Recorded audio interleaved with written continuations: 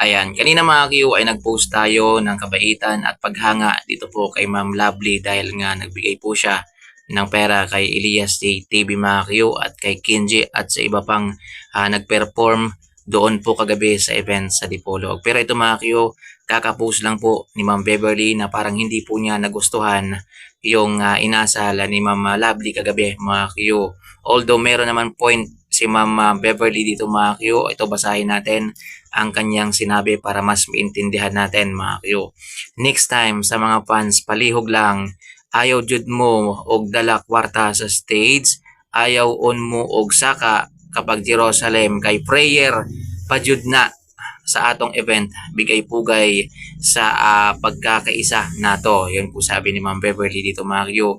So ang ibig po niyang sabihin sa mga fans daw ni Elias CTV ay kung pwede wag daw kayong umakyat ng stage at magdala ng pera, lalong-lalo na sa kantang Jerusalem dahil pagbibigay pugay daw yan at prayer at sa pagkakaisa ng mga tao na nandun sa event. Although meron naman talagang point si Ma'am Beverly Macchio pero hindi rin po natin masisisi si Ma'am Lovely Macchio. Siguro nadala lang po siya sa kanyang emosyon kaya yon na hindi po siya na-inform Macchio na yung Jerusalem ay napaka-respectful na kanta sa event ni Elias TTV. So sana ito po ay magsilbing lesson learned sa mga tagahanga ni Elias TTV na okay naman guys, umakyat, wala namang problema.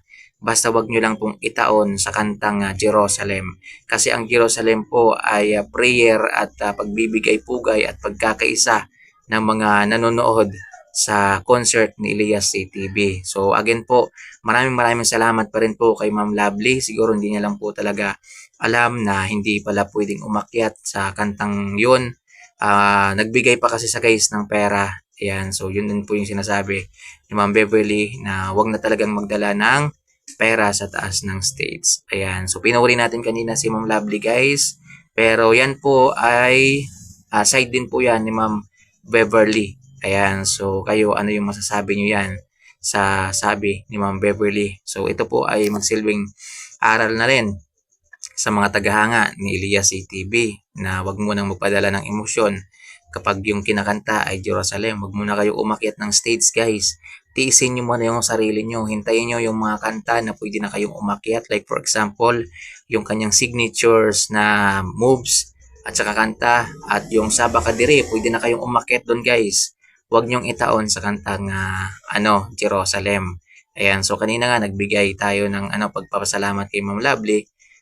Pero ito, nag-post din po mismo yung manager ni Elias CTV na siya rin po guys na puna rin na parang may mali. Okay naman sana wala namang problema.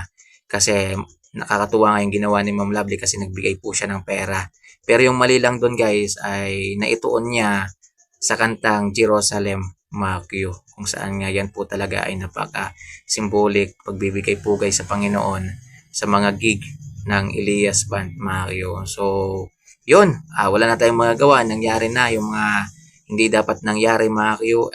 Lesson learned na lang sa mga tagahanga, mga nanonood kay Elias CTV.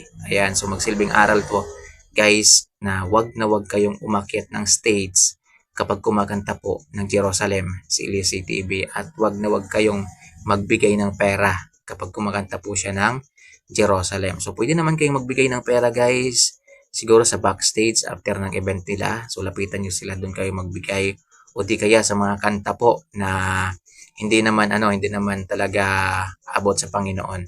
So yun lang guys, maraming salamat sa panonood. Ayan, maraming salamat pa rin kay Ma'am Lovely dahil sa pag-share po niya ng kanyang blessing. So hindi rin po niya siguro alam na ganun ho talaga. Siguro nadala lang po siya sa emosyon kaya umakyat po siya kaagad kagabi mga Q. So lang guys, maraming salamat sa panonood. Ingat po kayo palagi. So mamaya po yung Elias CTV ay nasa San Fernando Bukid nun po sila guys. Ayun, nagpe-prepare na po yung mga taga San Fernando para po sa pagdating ng Elias JTV at ipagdasal natin na maging successful po yung event mamaya, yung concert mamaya at wala pong mangyaring hindi maganda sa mga tao lalong-lalo na kay Elias JTV at sa kanyang mga kabanda. Maraming salamat. Ingat kayo guys.